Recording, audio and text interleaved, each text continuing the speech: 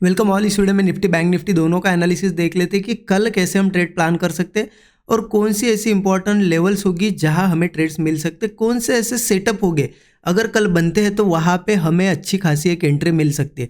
वो डिस्कशन करने से पहले ये देख लेते कि आज के लिए क्या एनालिसिस किया था, क्योंकि देखिए मोस्ट ऑफ द या फिर हम जो 99% टाइम पकड़ लो हम इंट्राडे के लिए ट्रेड प्लान करते हैं। हम किसी वीकली एनालिसिस में ही देखते हैं कि कुछ दिनों में या कुछ महीनों में क्या होगा, लेकिन मोस्टली हम क्या करते हैं, इंट्राडे के लिए प्लान करते हैं। 99% टाइम तो इंट्राडे के लिए ही प्लान करते हैं। अब देखिए इंट्राडे के लिए प्लान करते हैं तो आपको ये समझना बहुत ज़्यादा ज़रूरी है, क्योंकि बहुत से लोग इंपॉर्टेंस किस चीज़ को देते हैं कि मार्केट ओपन कहाँ हुआ और क्लोज कहाँ हुआ। क्योंकि थिंकिंग क्या रहती है कि मैं मॉर्निंग में ओपनिंग के बाद ट्रेड लूँ और 3:30 तक वेट करूँ और कहीं ना कहीं अच्छा प्रॉफिट बने। देखिए अभी के टाइम में Nifty bank Nifty Indian market की अगर बात करें ना, तो आप ये सोच के पहले जैसा अगर थिंकिंग रखोगे कि मैं मॉर्निंग में 9:15 के बाद एक आध ट्रेड ले लेता हूँ, 3:30 तक वेट करूंगा, मुझे अच्छा प्रॉफिट होगा, बिल्कुल नहीं होगा। क्योंकि अभी के टाइम मार्केट आपको दिखेगा कि यहाँ से यहाँ क्लोज हुआ, लेकिन उसमें वो कितना ज़्यादा ऊपर नीचे किया है, उसमें आपके स्टॉप लॉसेस कितनी बार जाएंगे, ये भी ध्यान रखना। इसलिए इंपॉर्टेंट क्या है ना, इंट्राडे अगर प्लान करते हैं तो आपकी थिंकिंग प्रोसेस क्या होनी चाहिए, ठीक है। आपकी थिंकिंग क्या होनी चाहिए कि इंट्राडे में मार्केट कहीं पे भी जाए, ऊपर जाए नीचे जाए, एक ऐसी जगह मिले कि वहाँ मुझे एक एक छोटा स्मॉल एसएल लगाने के लिए जगह मिले और वहाँ ऐसा ट्रेड मिले कि मुझे 1:3 1:4 का एक टारगेट मिले। वो किसी भी साइड हो सकता है, क्योंकि आज देखिए आज इंपॉर्टेंट ये है, आज मार्केट क्या हुआ, ओपन हुआ और क्लोजिंग नीचे हुई। ठीक है, हमें दिखता है कि यहाँ ओपन हुआ, यहाँ नीचे क्लोज हुआ, लेकिन एक हमने क्या डिस्कशन किया था कल के दिन कि कहीं ना कहीं मार्केट में जो बुलिशनेस है, मार्केट जिस तरीके से कल ऊपर आके क्लोज हुआ था तो हमने क्या देखा था कि एक बुलिश ट्रेड प्लान करेंगे, और वैसा ही ट्रेड आज प्लान किया तो अच्छा टारगेट भी मिला। आप देख लो यहाँ पे क्या थिंकिंग थी कि गैप अप भी होगा या फ्लैट भी होगा, नीचे भी आएगा। पहले ये तो डिस्कशन हमारा था कि कंटिन्यू ऊपर गया, रिट्रेसमेंट करेगा। लेकिन देखिए मन में क्या आता है ना कि जब मार्केट यहाँ ओपन होकर जब धीरे धीरे नीचे जाता है तो एक थिंकिंग चेंज हो जाती है कि यार बुलिश ट्रेड प्लान करे या ना करे, इतना गिरते जा रहा है, 200-250 पॉइंट गिर गया, क्या मैं गलत हो रहा हूँ। देखिए अगर आपको उस चीज़ पे कॉन्फिडेंस है तो उसका वेट करो पेशेंस के साथ, क्योंकि यहाँ मार्केट पैसा आपको पेशेंस का देता है, वेट करने का देता है।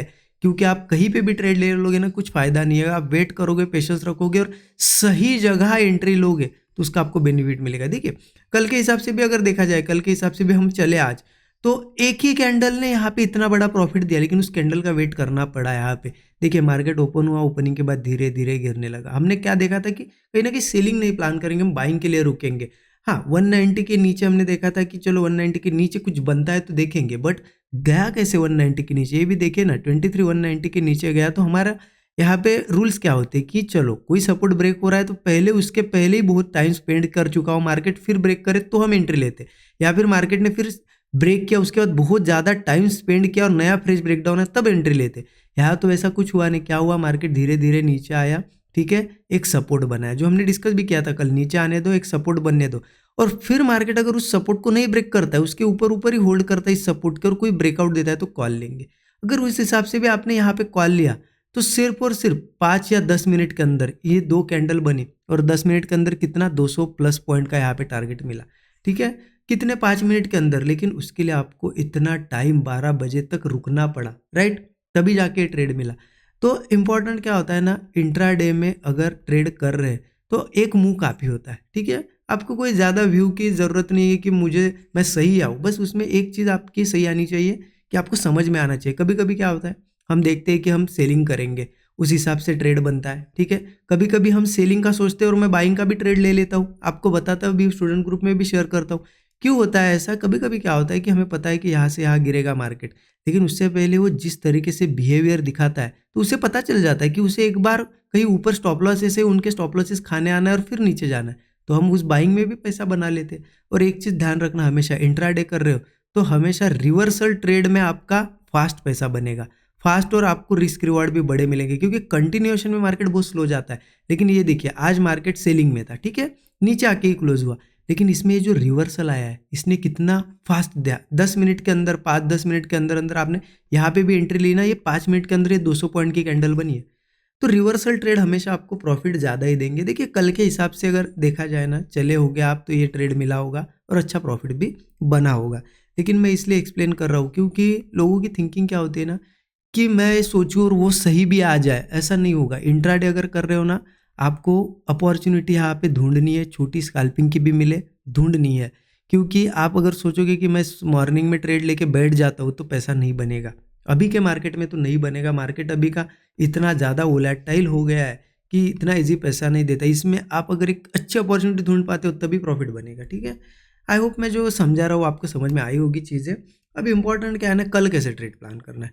कल के लिए अगर देखा जाए 15 मिनट चार्ट पे देखते, देखिए अगर वैसे देखा जाए तो मार्केट में अभी थोड़ा बहुत ये जो सस्टेन कर रहा था, ऊपर जाने की कोशिश की और आज कहीं ना कहीं एक ब्रेकडाउन जैसा बना है। बट यहाँ से जहाँ पे खड़ा है यहाँ पे एक सपोर्ट लेवल भी है। अब करना क्या है, ऐसे में मार्केट धीरे धीरे तो नीचे जाएगा, लेकिन देखिए कभी भी अब क्या हुआ है ना, यहाँ पे एक ऐसा ब्रेकडाउन बना है, ठीक है, बना है, आपको दिख रहा है। अब मार्केट ने क्या किया, आज इतनी अच्छी सेलिंग भी दिखाई, तो कल क्या है ना, ये आपको नीचे जाते हुए भी दिखाएगा तो कंटिन्यू में नहीं जाएगा, ये कहीं ना कहीं से थोड़ा बहुत ऊपर आएगा।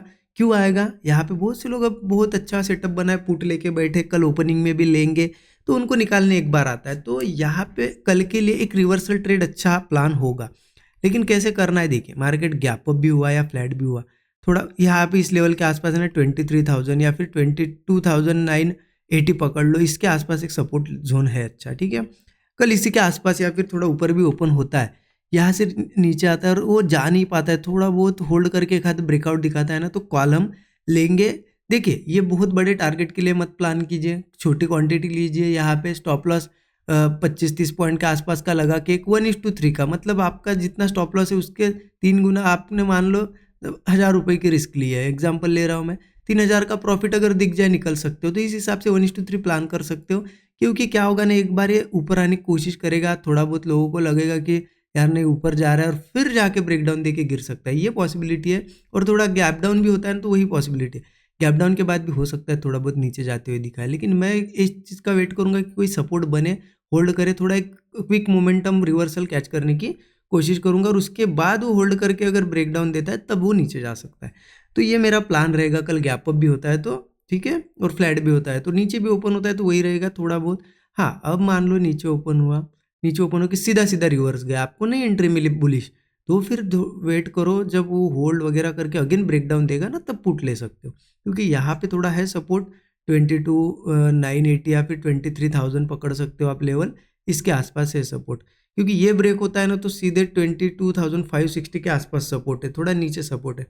तो ध्यान रखना, गैप अप भी होता है थोड़ा, अगर होल्ड कर जाता है, सपोर्ट बनाता है एक आधा, आज जैसा ही यहाँ पे कैसे बना है, और ब्रेकआउट देता है तो कॉलम प्लान करेंगे, थोड़ा बहुत ऊपर जा सकता है और फिर गिर सकता है।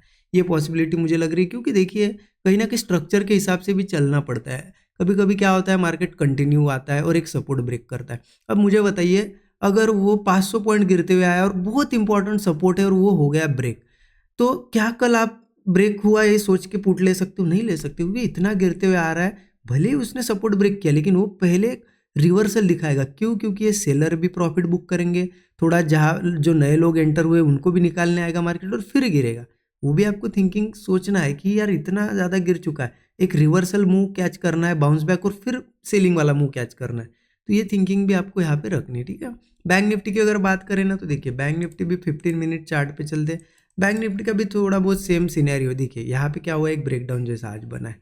क्या हुआ है आप देखोगे ना, एक ब्रेकडाउन बना है, ठीक है, सपोर्ट सपोर्ट और एक ब्रेकडाउन बना है। अब ये ब्रेकडाउन वापस आ रहा है, क्योंकि देखिए बहुत से लोगों ने अब क्या किया कि चलो यार सेलिंग में मार्केट ब्रेकडाउन भी हुआ, सेल कर लिया है।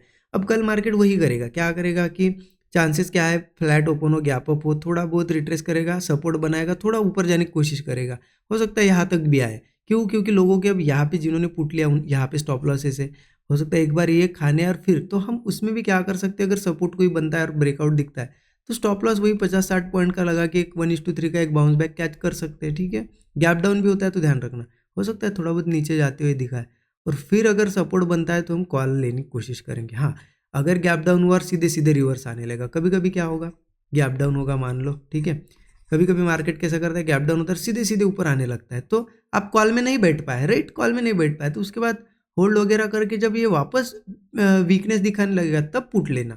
तो ये थोड़ा सोचना होता है कि स्ट्रक्चर क्या बना हुआ है, उसके हिसाब से कल पहला ट्रेड कौन सा अच्छा रहेगा, बुलिश या बेयरिश, ये सभी चीज़ें देखनी होती है, ठीक है। क्योंकि बैंक निफ्टी की भी बात करें ना, तो यहाँ से हो सकता है थोड़ा ये लेवल दिख रही है, इसके आसपास से 48,660 के आसपास पकड़ लो।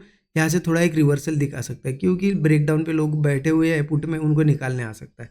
ठीक है और फिर यहाँ से जब गिरेगा ना तो सपोर्ट 47,950 या फिर पकड़ लो आप 48,000 के आसपास सपोर्ट है। फिर धीरे धीरे जब आएगा तो यहाँ सपोर्ट लेगा।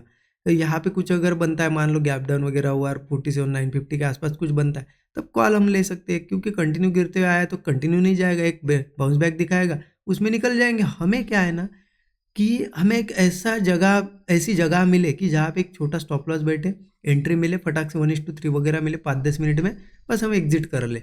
ये हमारा टारगेट होना चाहिए हमेशा। ये नहीं होना चाहिए कि मैं यहाँ पकड़ूँ मार्केट को फिर यहाँ से यहाँ तक रन करूँ, वो पॉसिबल ही नहीं है। आप कितना भी सोचोगे कि मैं ऊपर एंट्री करता और फिर यहाँ तक रुकता, नहीं रुक पाते। आप यहाँ भी एंट्री करते हैं, जब ये यहाँ तक वापस आता ना तो आप निकल भी जाते। ये चीज़ें होती है। इसलिए कभी भी एक मूव अगर चांस मिले ना कि कोई यहाँ पे अच्छा सेटअप मिले और एक यहाँ से यहाँ तक का एक टारगेट मिले, बस वही बहुत है हमारे लिए। तो इस तरीके से प्लान करेंगे। आई होप आपको चीज़ें समझ में आई होगी। अच्छा लगता है एनालिसिस और साइकोलॉजी वगैरह थोड़ी समझ में आती है तो ज़रूर कमेंट में बताया करें और लाइक करिए वीडियो को। Thank you so much everyone.